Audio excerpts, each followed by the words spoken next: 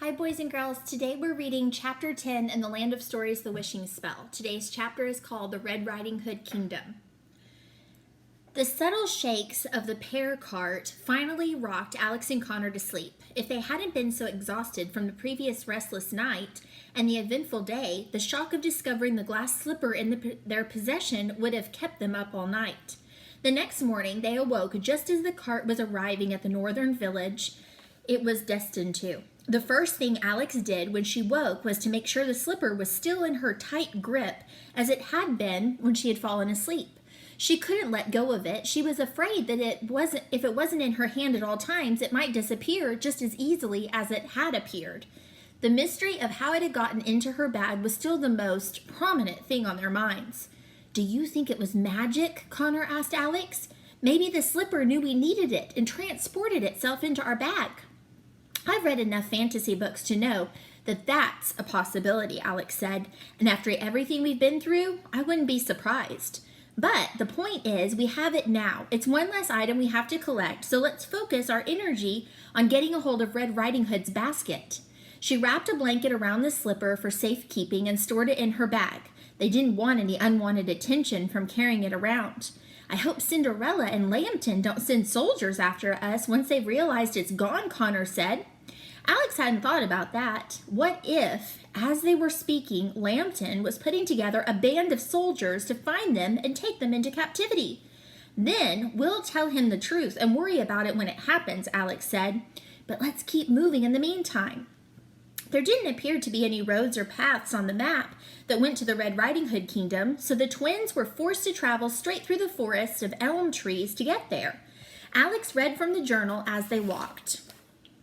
As everyone knows, the Red Riding Hood Kingdom is surrounded by a tall wall to keep out the wolves. There are guarded entrances in the kingdom along the perimeter of the wall.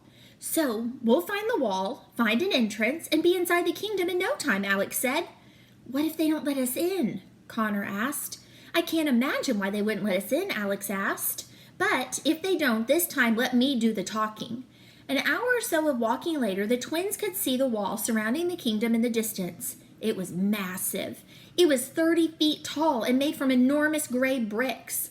The same warning sign was posted on the wall every few feet or so. "Wolves beware, by crawl decree and approved by the early Happily Ever After Assembly, wolves of any kind, breed, or color are strictly prohibited from entering the Red Riding Hood Kingdom. All trespassers will be killed and turned into rugs, coats, or decoration. You have been warned. Now be gone." "Wow," Connor said, "the wolves are definitely not getting in there." They walked beside the wall for another couple of hours, but never found an entrance. Alex reread the journal and found a part that she had missed. "There is a north entrance, a south entrance, an east entrance, and a west entrance. Each has its own path that goes to the center of the kingdom, where the town is. There's only one town in the Red Riding Hood Kingdom. The rest is farmland." "Oh no," Alex said, "I misread the journal. Apparently there's only 4 entrances into the kingdom." "And how close are we to one of them?" Connor asked. Alex looked closely at the map and her eyes widened a bit. Connor could tell it wasn't going to be good news. "It looks like we're right between the west entrance and the south entrance, which means—" "More walking?" Connor said, with his forehead all crinkled and his hands on his hips. "Yes," Alex said, bearing the bad news, "about a day or two's worth." Connor walked around in a circle, frustrated beyond belief. "This is so annoying," Connor yelled. "Why can't anything be easy?" "Connor, everything's okay. It's just going to take a little longer to—" "No, Alex, it's not," Connor yelled. "We've been in this world for almost a week. I want to go home. I miss Mom. I miss my friends. I'm even starting to miss Mrs. Peters. There, I admitted it." Connor was so upset that he kicked a tree, but he ended up hurting his foot. "Ouch!" he yelled. "I miss home too, but there's nothing I can do about it," Alex said. "We'll just have to go home when we get home, and that's that. But in the meantime, it doesn't do any good to be angry. We just have to get through it." Connor crossed his arms and his shoulders slumped. He was aggravated, almost to tears. Alex reassured him that they were going to be close to the southern entrance and led them in that way. Connor verbalized his frustration the entire way. I miss pavement and sidewalks, Connor ranted. I miss our little rent house. I miss our neighborhood. I miss that dog down the street that barks constantly through the night. I miss homework. I miss getting detention for not doing my homework. Let it out, Connor, Alex said. You'll feel better. I hate this place, Connor continued. I hate the dirt paths. I hate the man-eating witches. I hate the mutant-sized wolves. I hate sleeping outside. I hate bridge trolls. I hate all the trees. Wait, that's it. The trees. Connor searched their surroundings and ran ahead to a big tree next to the kingdom's wall. What are you doing? Alex asked. I'm getting inside that kingdom. I'm going to climb this tree and hop over the wall, Connor yelled back at her. He started climbing it, quick and determined. It's a 30-foot drop on the other side, at least, Alex shouted at him. Come on, Alex, Connor said, and gestured for her to follow him. I'm not climbing that tree, she said. You'll climb up Rapunzel's tower, but a tree is out of the question, he said, mocking her. And I shouldn't have done that. I agree, she said, but was ignored. Connor was almost at the top of the tree. Alex ran over to the tree and climbed a little ways after him. Connor, please come down from there. I'd rather travel slowly and safely than quickly and dangerous, she said. Connor stood up on the tallest branch of the tree. The top of the wall was just a few feet away. I'm going to jump to the wall and see if I can spot a way down, Connor said. Connor, quit being stupid. Climb down right now. You're going to hurt yourself, Alex demanded. Wish me luck, Connor said, and prepped himself for the jump. 1, 2, 3. Connor jumped off the tree branch and soared toward the wall. No, Alex yelled. He had jumped a little too hard. He missed the wall by a few inches and flew over it head first. Alex! Connor bellowed as he fell. She heard a large thump from the other side, but she couldn't see anything. Connor! Alex screamed. Connor, are you all right? Connor, are you alive? She was hysterical. Alex climbed up the tree faster than any animal she had ever seen in a documentary. Connor, answer me, she pleaded. Can you hear me? Are you hurt? Alex heard laughter just as she reached the top of the tree. On the other side of the wall, she saw Connor laying safely on a big stack of hay. Hi, Alex, Connor said with a big smile on his face. Connor, you scared me to death, Alex shouted. I know, it was entertaining, Connor said. Do you really think I would have jumped if I didn't see what was on the other side? I'm glad you're alive, so I can kill you myself, Alex said. Jump over. It's a soft landing, I promise, he said. Fine, Alex said, and she carefully tossed her bag before jumping over the fence. Connor was right. The landing was soft. They were covered in hay, and they brushed it off of each other. Take a look at this place, Alex said, as she and Connor journeyed into the Red Riding Hood kingdom. They felt as if they had entered another dimension all over again. There were rolling hills of farmland as far as they could see. Cows and sheep were grazing across the fields. Shepherds with curved staffs and shepherds in had large herds. Everything's so peaceful here, Alex said. I feel like I'm in a nursery rhyme. They must be bored out of their minds, Connor said. I wonder whose land this is, Alex said. A few moments later, Alex got her answer. They passed a big wooden sign stuck into the ground that said, Bo Peep Family Farms. The scenery was so pleasant that the time went by fairly fast. After they traveled a long while, the peaked and pointed rooftops of the town came into view. They couldn't see much while looking at it from the outskirts, but once they were in the center of it, the town came to life. How adorable, Alex squealed at first sight of the town. It was so dainty and picturesque that they felt that they were in a theme park. It was filled with tiny little cottage homes and shops made of bricks or stone walls with hay roofs. A bell in the steeple of an old schoolhouse rang. Many staff-carrying men and bonnet-wearing women, like the ones that they had seen in the fields, walked about the town pulling goats and sheep along with them. Among the many stores and shops were the Henny Penny Bank, Jack Horner's Pie Shop, and the Pat a Cake Bakery. The shoe inn just adjacent to the main town was a boot of gigantic proportions turned into a working hotel.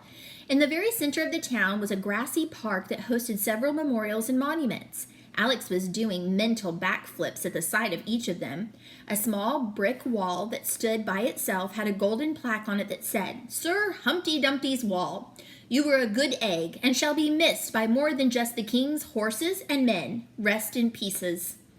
Just past Humpty Dumpty's wall was a small hill that had a well at the top of it. A sign pointing to the hill said Jack and Jill Hill. In the middle of the park was a circular fountain.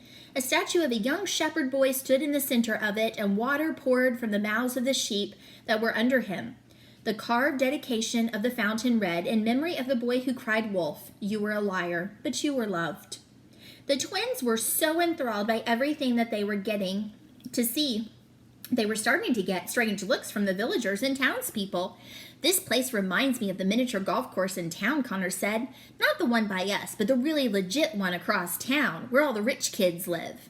At the edge of town was the best view of the park. It was Red Riding Hood's castle. The castle had 4 tall towers that could be seen from anywhere in town. It, appropriately, had red walls with dark red roofs. A moat circled the castle, and it had its own water mill.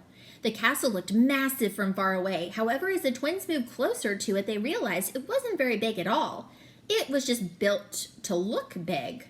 The moat around it was so small that one of the twins could easily have stepped over it. "I bet you Red Riding Hood's basket is in there somewhere," Connor said. Alex retrieved the journal from out of her bag and began reading the specifics of collecting the basket to Connor. Unlike every other palace or castle, Red Riding Hood's isn't very difficult to break into. The castle was built so quickly after the Crawl Revolution that the builders forgot to add some basic necessities. The kitchen windows located in the back of the castle have no locks on them. The Red Riding Hood Kingdom is the safest and the smallest of all the kingdoms. Therefore, they're short-handed on soldiers and guards. The halls of the castle are only patrolled until midnight, and the guards don't return until dawn. Sneak into the castle between midnight and dawn through the kitchen windows that stay away from the main halls, and you should be fine. Queen Red Riding Hood has a special room in her chambers devoted to all the baskets that she's acquired and been given over the years. Find the room and you'll find her very first basket, the one she took with her to her grandmother's house all those years ago.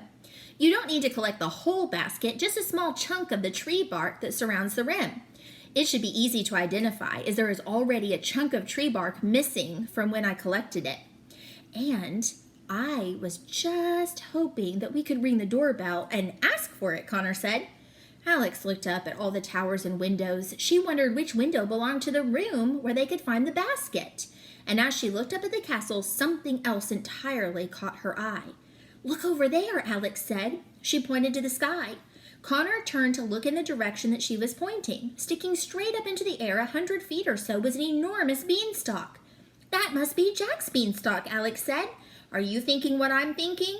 "No, but I'm sure you want to go see the beanstalk," Connor said. And before he could finish, Alex had taken off toward it. The twins ran through the town and had to take a trail leading out of the town to get to the beanstalk.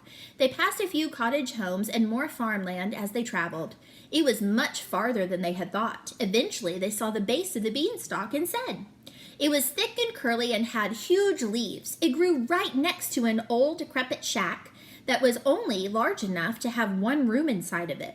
A little ways behind the beanstalk and the shack was a large, elegant manor with yellow bricks and enough chimneys and windows to hold a dozen rooms. "Which one of those is Jax's house?" "Jack's house?" Connor asked as they approached the beanstalk. Alex looked at it for a moment until she figured it out. The shack must be where Jack lived with his mother when they were poor. And then, after he defeated the giant and became rich, they must have built a new home just behind it, she said happily. "They're both his." Connor shrugged. He had no reason to doubt her guess. "Look how tall it is," Alex said once they reached the base of the beanstalk. "It would take a lot of bravery to climb that." Just then they heard a door slam, and a man came out of the manor. He was young and tall with short hair and broad shoulders. He was very good looking, but he wore a subdued expression. He carried an axe and a log.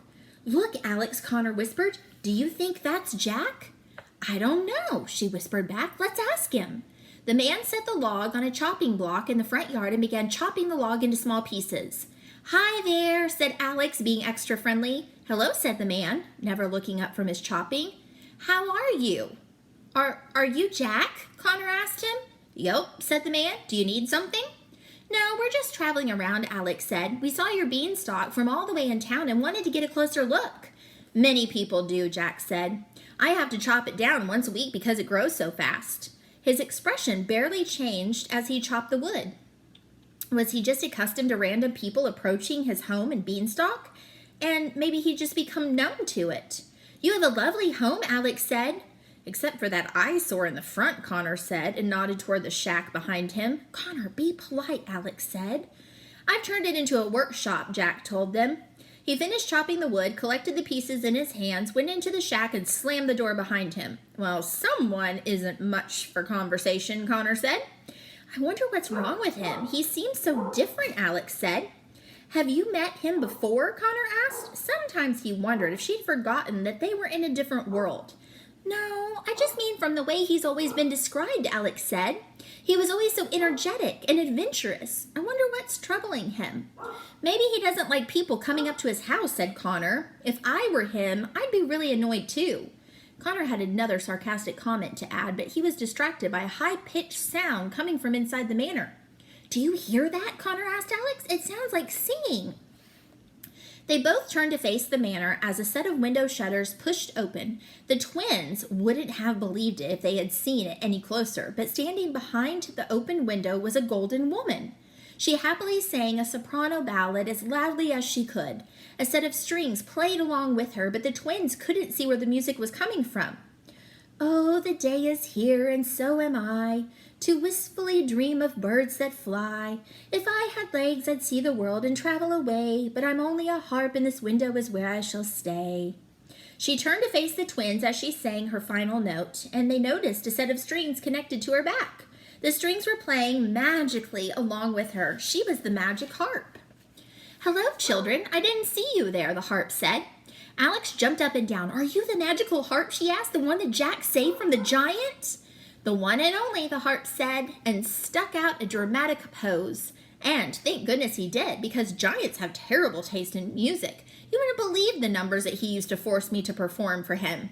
All the lyrics were about eating sheep and stepping on villagers. Would you like me to sing you a song? No thanks, Connor said. The harp took offense to this. I remember that day like it was yesterday, the harp said. There I was, minding my own business, being a slave for the giant, when suddenly this skinny little peasant boy walks by, and I was like, hey there, why don't you rescue me? I could use some rescuing. The next thing I knew, we're zooming down the beanstalk, being chased by the giant. Jack chopped down the beanstalk, and the giant fell to his death. Splat. Right on Bo Peep Farms. It was quite a day. How terrifying, Alex said. It was the most excitement that I've ever had in 100 years. Everything worked out just wonderfully, though. Jack and his mother became rich, I wasn't a slave anymore, and the Bo Peep family farm said that the giant was the best fertilizer that their land had ever used. That's so wrong, Connor said to himself. What are you two doing here? The harp asked them with a big smile. Alex and Connor looked at each other, both afraid to answer. We're just visiting, Alex said. We've never been to the Red Riding Hood Kingdom before. We were in town and saw the beanstalk and wanted to get a closer look, Connor said. Then welcome, the harp said. Don't you just love it here? I know you do. I've been around the world and I've never felt more comfortable. It's so safe here. The people are friendly. The farmers are nice, and the best part is there's no wolves allowed. Are you thinking of moving? Wouldn't that be nice? I think that you should move here and visit me every day. The harp was very chatty, and the twins could tell that she was desperate for attention. Spending every day cooped up in a house wouldn't be easy. We're actually on our way home, Connor said. We just have to make a stop at the Red Riding Hood Castle, and then we'll be on our way. We've never been before. You should have Jack take you, the harp said. He's headed there this afternoon to meet with Queen Red Riding Hood. He is, Alex asked. Oh, yes, the harp said. He visits her at the end of every week and brings her a handmade basket every time. The harp looked side to side to make sure no one else was listening, but there was no one in sight. Now, you didn't hear this from me, the harp said excitedly with gossip in her eyes. Queen Red Riding Hood calls him to the castle every week and proposes to him. Poor thing has been in love with him ever since they were kids. Really, Alex said. Does that mean they're getting married? Oh, heavens no, the harp said. Jack can't stand her. He turns her down every time. Why would he do that? Doesn't he want to be king? Connor asked. His harp belongs to someone else, the harp said sadly, and the strings on her back played a sad chord. Who does he love? Alex asked. Let me guess, Connor said. Little Miss Muffet. Of course not, the harp said. Miss Muffet married Georgie Porgy, but as everyone knows, he's a little strange, but that's another story. Okay, back to Jack, Alex said. Oh, right. Well, I'm not sure who he's in love with. I've never seen her, the harp said. All I know is he's never been the same since she moved away.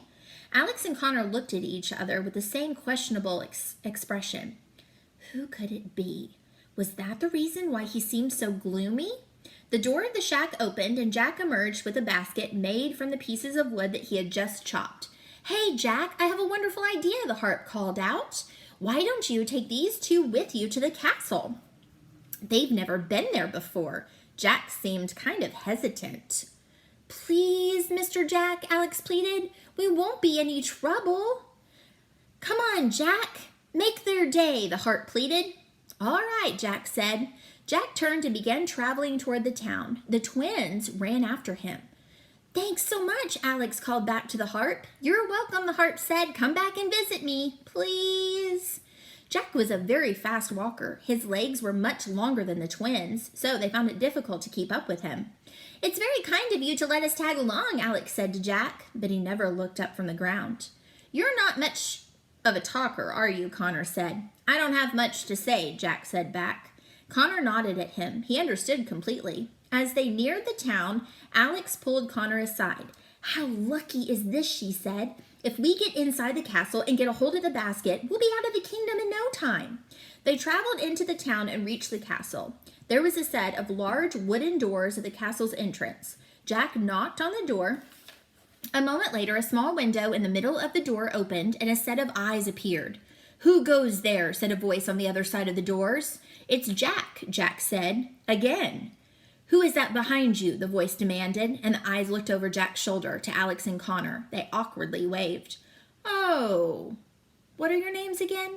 Jack asked the twins. Alex and Connor, Alex told him and gave him a thumbs up. These are my friends, Alex and Connor. They're accompanying me into the castle today, Jack said. The doors opened and the twins followed Jack into the castle. It felt like a version of Cinderella's palace. The halls weren't quite as long and the furniture wasn't quite as nice. There were many portraits hung on the walls, but they all were of Queen Red Riding Hood, at various ages in different poses, each one more grand than the last. The twins waited with Jack in a hall outside another set of doors. Jack knocked on the doors and immediately took a seat on a bench outside them. This always takes a moment, Jack said. A series of footsteps and sounds of rushing about came from the other side of the doors. Wait, don't open the door. I'm not ready yet, someone said. Hand me that cape. No, not that one. The other one, with the hood. Hurry. Jack began to whistle as he waited. How do I look? What about my dress? Does it seem all right to you? The whispers continued. All right, I'm ready. Let him in. Quickly. Jack stood up just as the doors opened by a pink-faced and out-of-breath handmaiden. She escorted Jack inside with the twins following. They entered a long room with all the windows on both sides. The walls were covered in more portraits of the queen. Looking up from the floor was a giant wolf head with red eyes and a set of sharp teeth. It looked just like one of the wolves the twins had seen in the dwarf forest, and it alarmed them at first. Before they discovered it was just a wolfskin rug spread out on the floor. The twins knew without asking that the rug must have been the big bad wolf himself at one point. At the very end of the room, perched elegantly, almost too elegantly, on a large throne was Queen Red Riding Hood. Hello, Jack, Red Riding Hood said. Red Riding Hood was a very pretty young woman around the same age as Jack. She had bright blue eyes and blonde hair that was done up glamorously behind her crown. She wore a long red gown with a matching hooded cape and a pink corset. She wore a necklace with a massive diamond. Her shoulders were completely bare, and she wore a pair of long gloves with a dozen sparkling rings on her fingers. She was showing too much skin, wearing too much makeup, and was dressed too well for the middle of the day. Hello, Red, Jack said. What a surprise! I wasn't even expecting you, she said. Uh-huh, Jack said. And I see you brought guest, Red asked. She was not happy to see that she and Jack were not alone. Yes, this is Alex and Connor, Jack said. Hello, Alex, said blushingly. "What's up, Red?" Connor said as he was trying to elbow. "Hello," Red said behind a clenched and very fake smile. "Welcome to my castle. Please have a seat." Red clapped her hands, and two servants placed a large, cushy chair right under her throne for Jack to sit in. They brought Alex and Connor some small stools to sit on in a safe distance away from Red and Jack. Jack moved the chair back away from the throne a couple of feet before sitting on it. He handed Red the basket that he had made for her. "Is this for me?" Red asked him. "Oh, how thoughtful of you. You are just too sweet for words. I'll cherish it." "You always do," Jack said. "So, tell me, what's new with you?" Red asked Jack. She was leaning toward him so far and close as she possibly could. She almost fell off her throne. "Nothing much," Jack said. Same old, same old." His body language made it obvious that he was ready to leave from the minute that he sat down. "How's the kingdom?" "Oh, I never bother myself with all that talk of economy and security and peasant needs, blah, blah, blah, blah, blah," Red said. "My granny takes care of all of that for me. She's much better at it than I am anyway." Red got tired of holding the basket. She snapped her fingers and her handmaiden collected the basket from her. "Put this with the others," Red instructed. The handmaiden collected it from her and headed out of the room. The twins figured this was their chance. "May we see the other baskets?" Alex asked. "The others?" Red asked. "You know, all of your other baskets," Alex said. Red was looking at her really strange. "My brother loves baskets." Connor nodded, going along with it. "I do. They're my most favorite thing ever," Connor said. "You know what they say, life is better with baskets." Red was staring at them as if they were the strangest people that she had ever met in her life. "If you wish," she said. She shooed them off. Alex and Connor jumped up and followed the handmaiden out of the room and down the hall. "Where does Queen Red Riding Hood keep all of her baskets?" Alex asked the handmaiden as they winked at Connor. She wasn't very good at playing silly. She has a chamber dedicated entirely to baskets," the handmaiden said. "So, she has a basket room?" Connor asked. "Yes, and if you received as many baskets as she did in a year, you would too," said the handmaiden. "How many are we talking about?" Connor asked. "You'll see," she said. The handmaiden opened a door and the three of them walked inside. The room was twice the size of the room that they had just been in and was filled from floor to ceiling with thousands and thousands of baskets. Some were on shelves, some were stacked neatly, and others were just piled around the room. The handmaiden tossed the basket from Jack in a pile on one side of the room. "The queen gets them for birthdays, holidays, and any special occasion," the handmaiden said. "Some are from villagers, some are from friends, some are from monarchs of neighboring kingdoms." Alex and Connor stared around the room with their mouths open. How would they ever find the basket they were looking for in all of this? "Do you mind if we take a look around?" Alex managed to say through her shock. "I suppose," the handmaiden said. She looked at the twins curiously and then left them inside the room with all the baskets.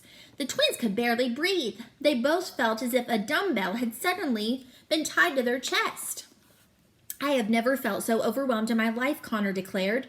"This is like trying to do the whole summer break packet of homework the day before school starts again, but 1,000 times worse. How are we going to look through all of these?" "It's not that bad," Alex tried convincing him, but she didn't even convince herself. "We just need to start. You take one side and I'll take the other. Let's do this." They split up rapidly, began looking through the piles and piles of baskets for the one who was missing some bark on the rim. They knew they didn't have much time and grew more anxious after each second. They had no idea there could be so many shapes and sizes and designs of baskets. Like snowflakes, each one was different from the next. Alex was paranoid that she had missed it. Connor kept getting splinters and kept yelling, "Ow!" every time it happened. They had been there for almost an hour and still hadn't covered even a fourth of the room. They were making a huge mess. The room was twice as disorganized now as it was whenever they first entered it. Even Alex was hesitating, and she was throwing around baskets that she had already examined. "This is impossible," Connor yelled, kicking a pile of baskets.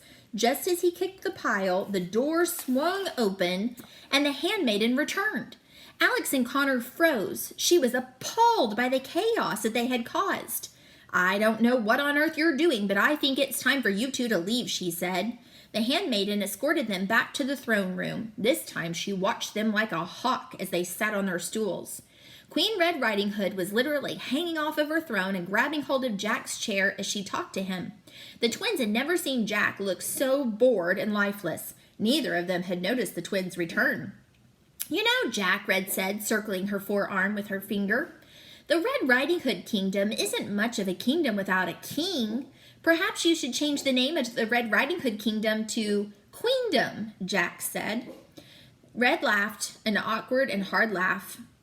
"You're so funny, but that's not what I meant. What I'm trying to tell you, Jack, is that I've never been more ready to get married. If someone asked me for their hand in marriage today, I would say yes. Do you know anyone who might be interested in marrying me? In being king? Anyone?" A white dove suddenly flew by one of the windows outside and sat on the window ledge. As soon as Jack saw it, his entire face lit up. His eyes grew wide and he smiled. For once he looked happy. He turned to Red. Clearly, she wasn't used to seeing him like this either. The twins could practically see her heart beating out of her chest with excitement. Was he going to propose? Was this the moment that she had been waiting for a long time? "Red?" Jack said. "Yes, Jack," Red said. "I have to go." Jumping up and heading out the throne room, Red almost fell off of her throne. "Go," she said. "Go where?" "Home," Jack called out, not even looking back at her. "I'll see you next week."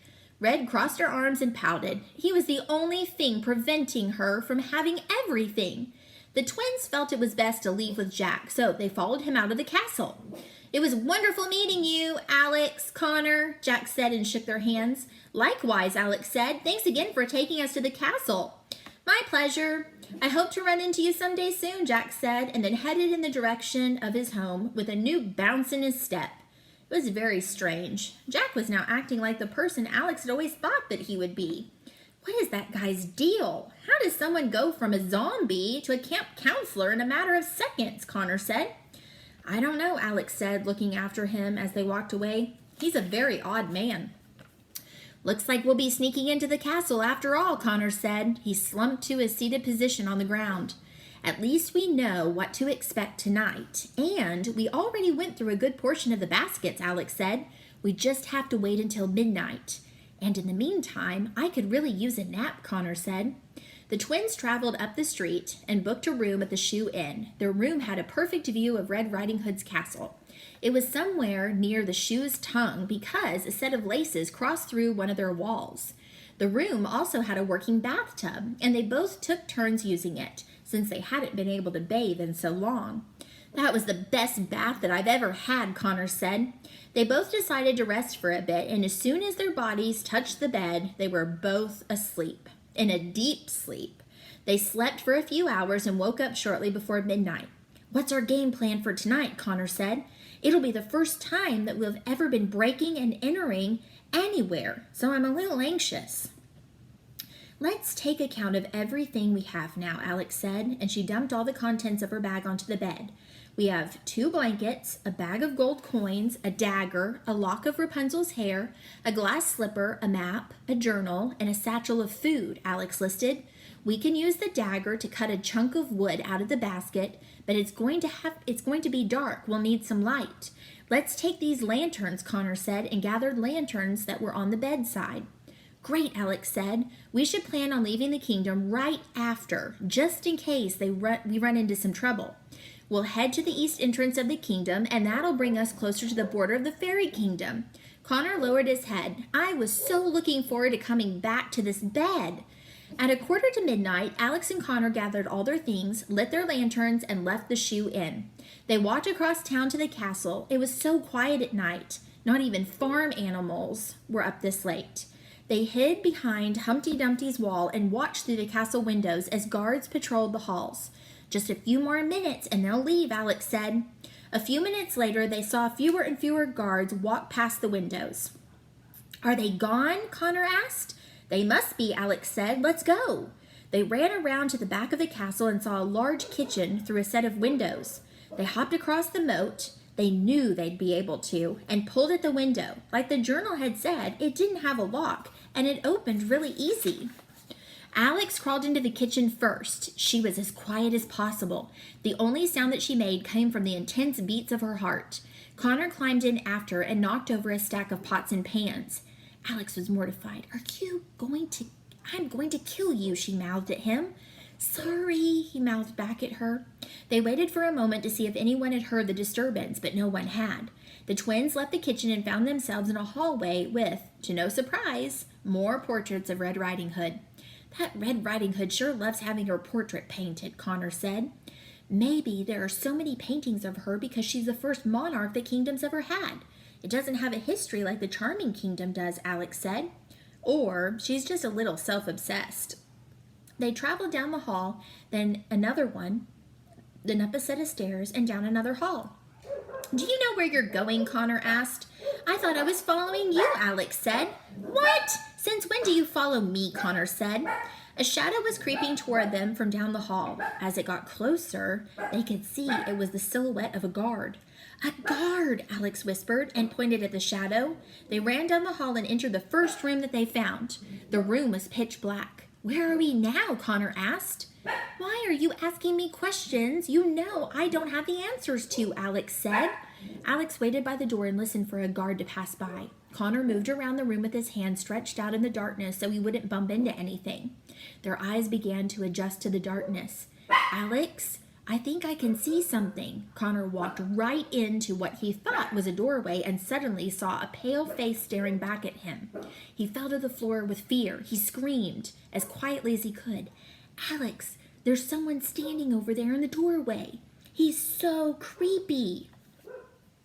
That's not a doorway, that's a mirror, you silly thing, Alex said. Oh, Connor said, and Alex helped him to his feet. Oh my, what big claws you have, said a voice behind Alex and Connor, causing them both to jump 5 feet into the air. They turned to see an enormous 4-poster bed with silky red sheets and a lacy white curtain around it. And the bed, talking in her sleep, was Queen Red Riding Hood. We're in the Queen's bedroom, Connor whispered to Alex. Oh my, what a big nose you have, Grandma, Red said, still very much asleep. Is she having a nightmare? Connor asked. Oh my, what big, sharp teeth you have. Whoa, Red screamed and sat straight up in the bed awake. Alex and Connor dropped to the floor out of view. She was so out of breath and beads of sweat appeared on her forehead. She finally caught her breath. Not again, she said, and then, frustrated, she laid back down to sleep. Alex and Connor were afraid to move. Did she go back to sleep yet? Connor asked. How am I supposed to know? Alex said.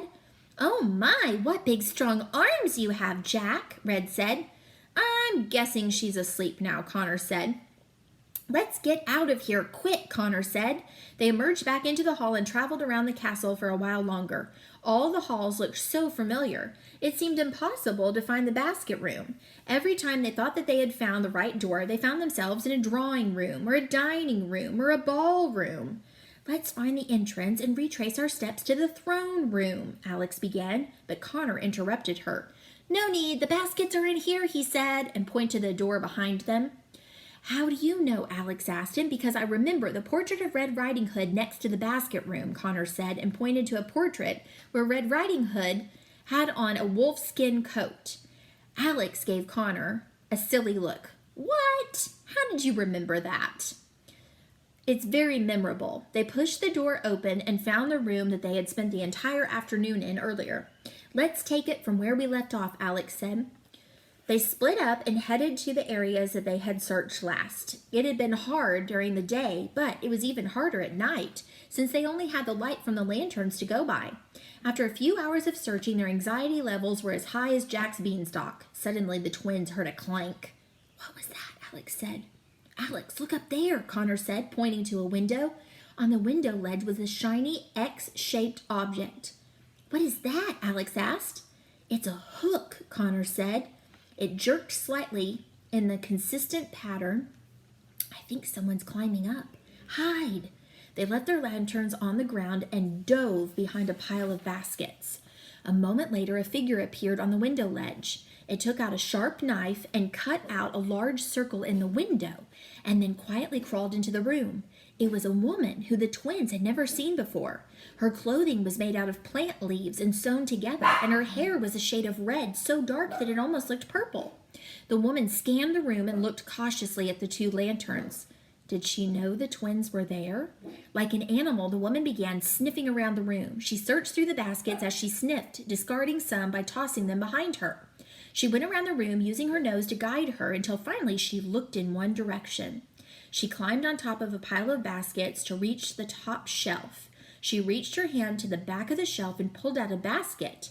It had a rim with tree bark. Alex and Connor looked at each other. There it is! The woman carved a big chunk of bark out of the basket and then tucked it safely into her belt.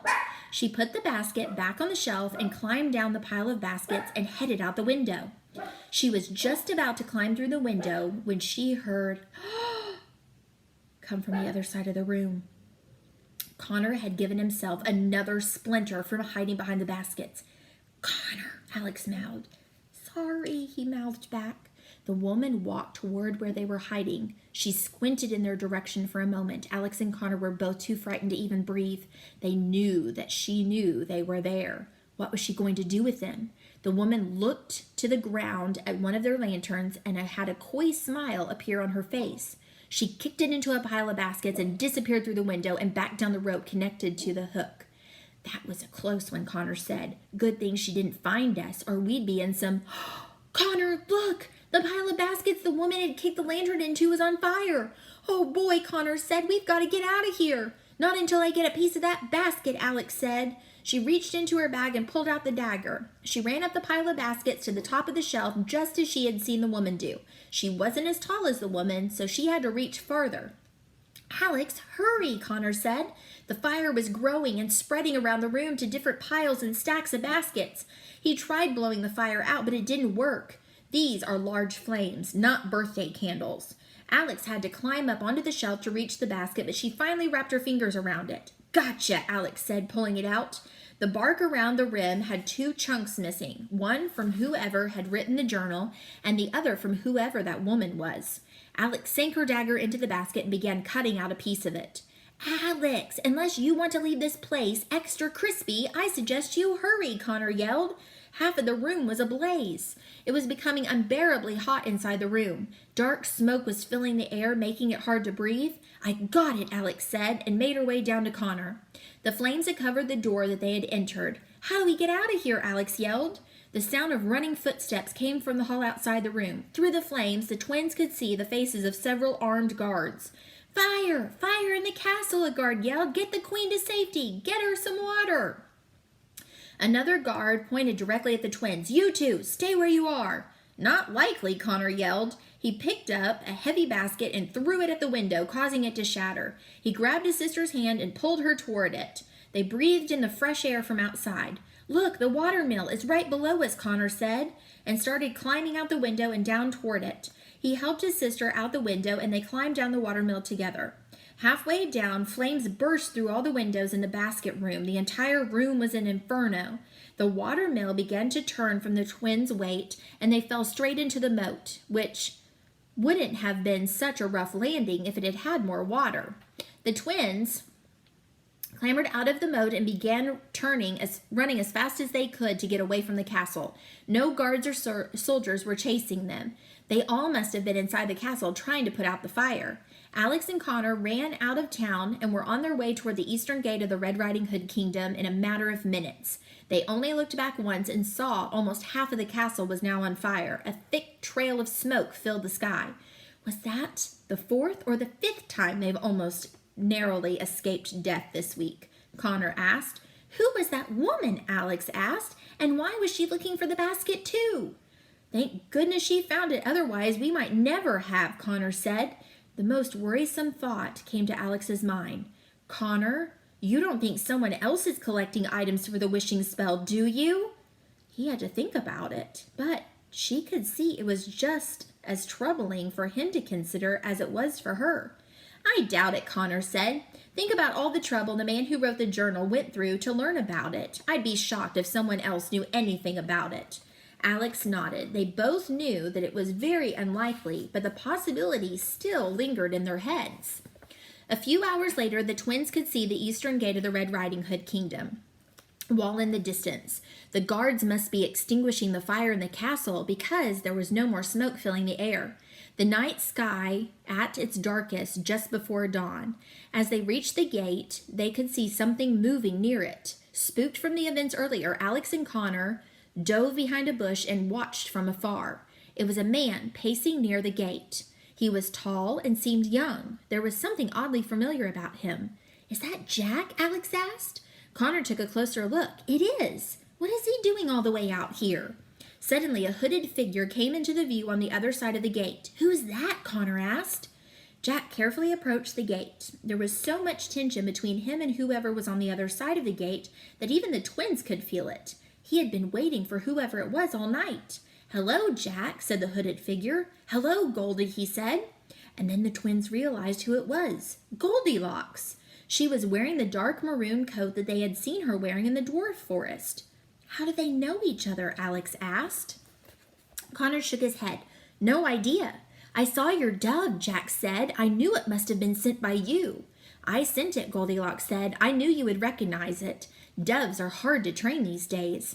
The twins could tell from the way that they were standing that Goldilocks and Jack had much to say to each other, but they said very little. Instead, they just stared into each other's eyes with their bodies pressed against the bars between them. "I hate these bars between us," Jack said. "It's either the bars of this gate or the bars of a prison cell, I'm afraid," Goldilocks said. "I worry about you constantly," Jack said. "I'm a big girl. I can take care of myself," Goldilocks said. "I wish that you would let me come with you," Jack said. "You know I'd pack up my things and leave right now if you would let me." "No sense in ruining two lives," Goldilocks said. "You'll find someone else someday."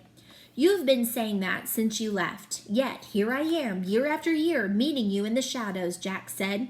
"She's the one he's in love with," Alex said, putting the pieces together. "She's the reason Jack won't marry Red Riding Hood. She's the girl the harp was telling us about." "Oh," Connor said. "This is like a soap opera." Jack placed his hands over Goldilocks' hands. "I swear, if I ever find the person who wrote that letter, I'm going to kill them," Jack said. "They're the reason for this whole mess."